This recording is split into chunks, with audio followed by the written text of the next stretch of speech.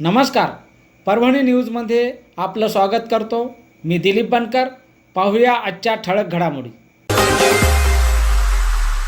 खंजीर खूप बसला होता.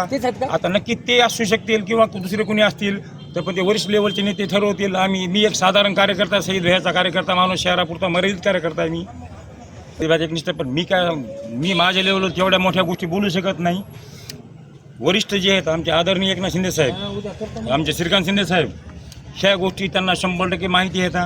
आमच्या महायुतीचं मतदान 108 असताना 242 पडतंय कसं, मग फितूर कोण झालं आणि गद्दारी कोण केली हे नक्की त्याच्या लक्षात आलेले आहे. भीतीचं कारण नाही आहे का ना.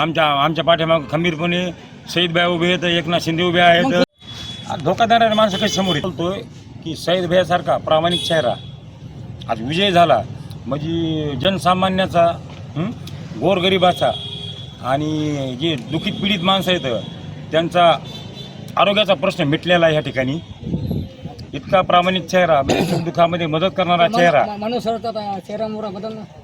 माणूस शहराचाच नाही तर हिंगोली परभणीचा चेहरा मोरा बदलणार आहे.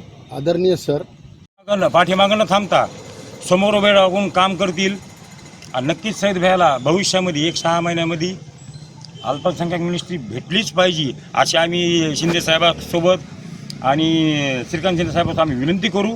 आणि गोरगरीब शेतकऱ्याच्या पाठीमागं न थांबता समोर येऊन त्यांनी काम करावं, कर्जमाफी करावी व शेतकऱ्यांना दिलासा द्यावा ही आम्ही त्यांना विनंती करू. आणि याचबरोबर हे बातमीपत्र संपलं. पुन्हा भेटूया पुढील बातमीपत्रात. शहरातील ताज्या घडामोडी जाणून घेण्यासाठी पाहत राहा परभणी न्यूज.